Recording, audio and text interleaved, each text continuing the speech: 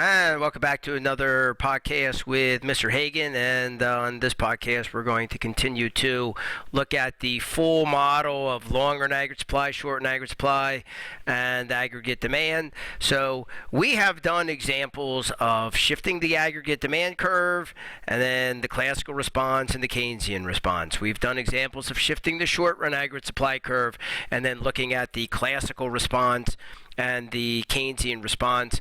On this podcast, we are now going to take a look at the long-run aggregate supply curve. What happens when we get a shift in the long-run aggregate supply curve? So we're going to assume that the government is not going to respond. So the government's not going to, there's more of a classical point of view. Government's not going to do anything here. They're going to be laissez-faire, stay out of the way.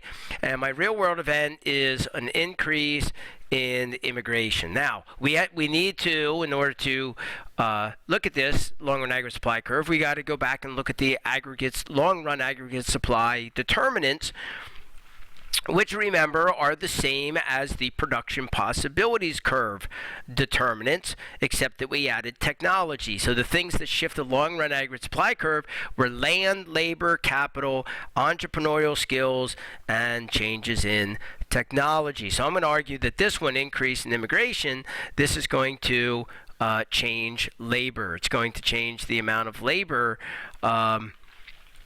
that is available in the country. And so now I'm let's be careful here. I'm not making any normative opinion statements about whether or not immigration is good or bad. There could be national security issues, maybe. There could be all kind of arguments that people would make, good and bad. We're avoiding all of the politics and all the normative, all the opinions. Just saying, if there's more workers, what is the predicted results according to our model? So the predicted result here, if you get an increase in labor, then that's going to mean that the long-run aggregate supply curve is going to shift to the right.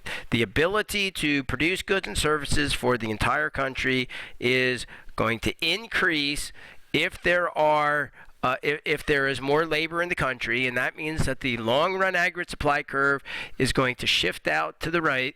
And if the long-run aggregate supply curve is going to shift out to the right, then that means that what always is going to happen with that is the short-run aggregate supply curve is going to shift with it. So the short-run aggregate supply curve is going to shift out to the right as well, because the short-run aggregate supply curve really is just part of the long-run aggregate supply curve. So the long-run aggregate supply curve shifts out to the right, the short-run aggregate supply curve goes with it, and that's going to lead to a new equilibrium of right here. That's going to lead to a new equilibrium. So the long-run aggregate supply curve is going to shift out to the right, and when it does, we are going to move along the aggregate demand curve. We're going to move along the aggregate demand curve. So my aggregate supply story was an increase in labor.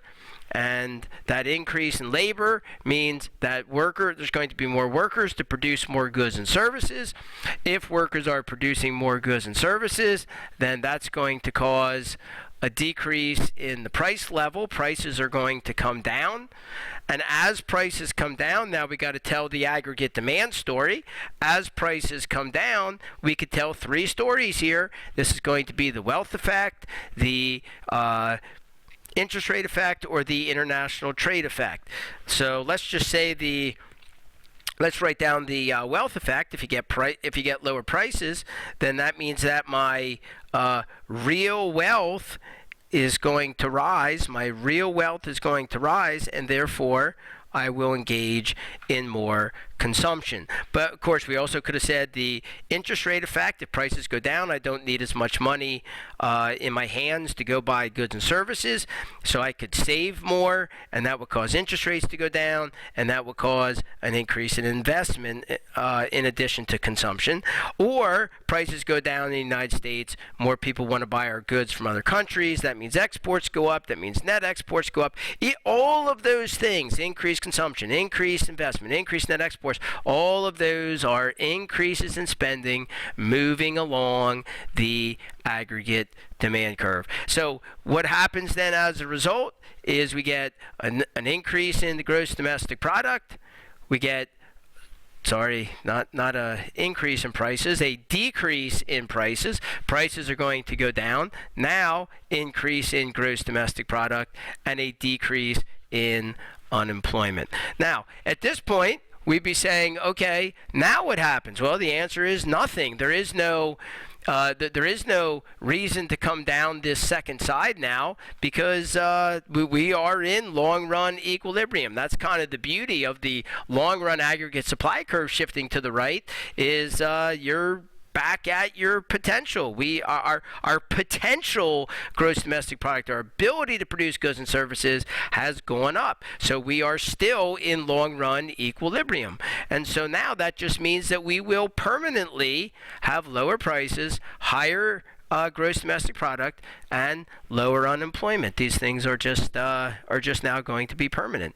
And so as a result of that, there's really nothing to talk about over here. There is no additional change. So that's kind of nice and easy. And in addition to that, I'm really not going to do a Keynesian example, because if we were going to do a Keynesian example where I said the role of government is government will respond, if we said that government was going to respond to this situation, well, there really wouldn't be any response, because you got everything you wanted. You got lower prices, you got higher output, you got lower unemployment. There's really no reason for the government to really want to do anything. So there's really not going to be a government response. There's really no reason to talk about a Keynesian response here. Everybody's happy as a result of the lower prices, higher GDP, and lower unemployment. Both the classical and the Keynesians are going to be supporting that position. All right, so that's what happens when the long-run aggregate supply curve shifts to the right, and it would shift to the right if you get a change in labor, if you get an increase in land, if you get an increase in capital, increased entrepreneurial skills, increased technology. All those things that shift the long-run aggregate supply curve to the right will cause lower prices, higher GDP, and lower unemployment. So this is really, when you can get this to happen, when you can get that long-run aggregate supply curve shifting to the right, I'm not saying that's an easy thing to do, but when you can get that to happen, that's kind of the best of all worlds. Lower prices and higher output, higher income, lower unemployment. All right, this has been Mr. Hagan on another podcast. Thanks for joining me, and we'll see you on the next podcast.